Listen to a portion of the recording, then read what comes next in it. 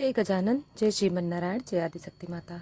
दोस्तों, बैसाख मास महात्म्य कथा अध्याय 24 तक श्रवण कर चुके हैं। आइए सुनते हैं बैसाख मास महात्म्य कथा अध्याय 25।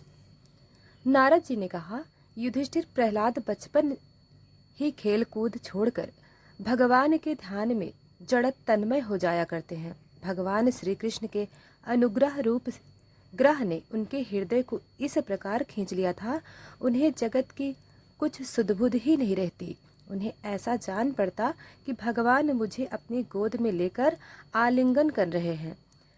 इसलिए उन्हें सोते बैठते, खाते पीते, चलते फिरते और बातचीत करते समय भी इन बातों का ध्यान बिल्कुल ना रहता। कभी कभी भगवान मुझे छोड़कर चले गए, इस भावना में उनका हृदय इतना डूब जाता कि वे जोर जोर से रोने लगते। कभी कभी मन ही मन उन्हें अपने सामने पाकर आनंद से टहटहा कर हंसने लगते। कभी उनके ध्यान के मधुर आनंद का अनुभव करके जोर से गाने लगते। वे कभी उत्सुक और बेसुरा चिल्ला पड़ते, कभी कभी जोर लज्जा का त्याग करके प्रेम के छक कर नाचने भी लगते। कभी कभी उनकी लीला के चिंतन में इतने तल्लीन हो जाते कि उन्हें अपनी याद ही न रहती, उन्हीं का अनुकरण करने लगते। कभी कभी भीतर ही भीतर भगवान का कोमल स्पर्श अनुभव आनंद में मग्न हो जाते और चुपचाप शांत होकर बैठे रहते। उस समय उनका रोम रोम पुलकित हो उठता।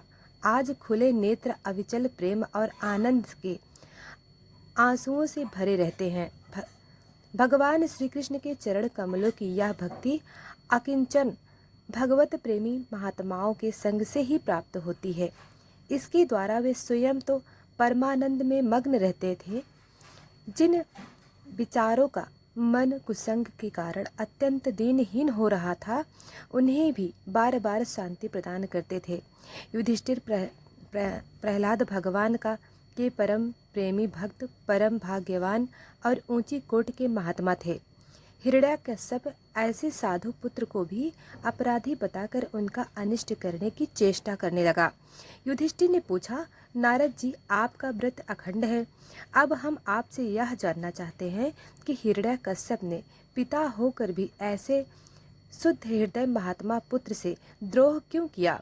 पिता तो स्वभाव से ही अपने पुत्रों से प्रेम करते हैं।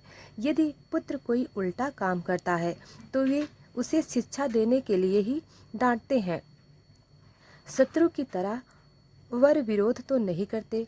फिर प्रहलाद जी जैसे अनुकूल शुद्ध हृदय एवं गुरुजनों में भगवत भाव करने वाले पुत्रों से भला कोई द्वेष कैसे कर सकता है?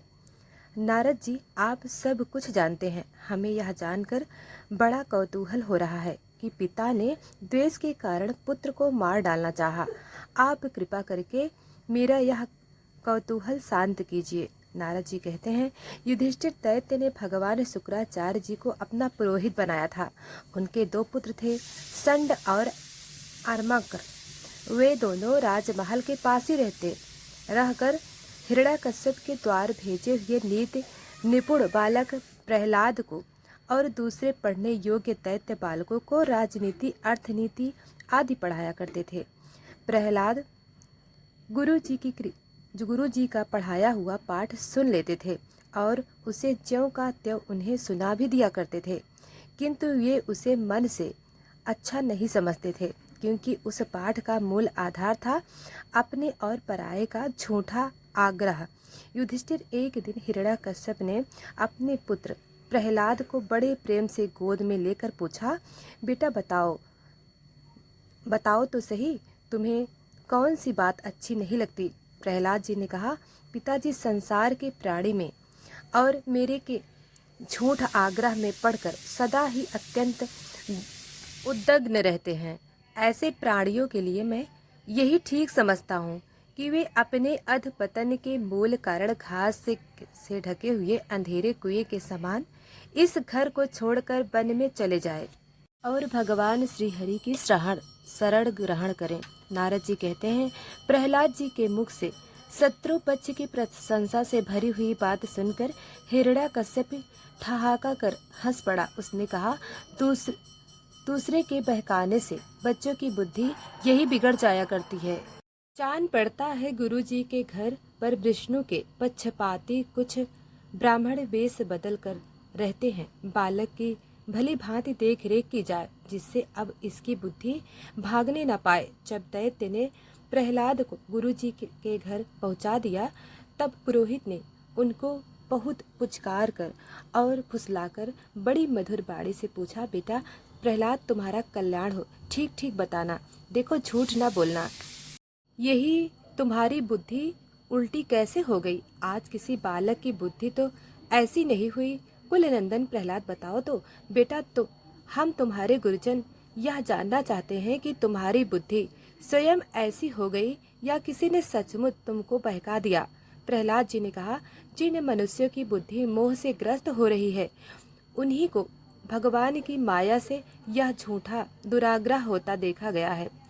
यह अपना है और यह पराया। उन मायापति भगवान को मैं नमस्कार करता हूँ।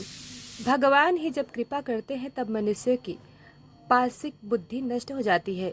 इस पशु बुद्धि के कारण ही तो मैं हूँ और यह मुझ में भिन्न है, इस प्रकार का झूठा भेदभाव पैदा होता है।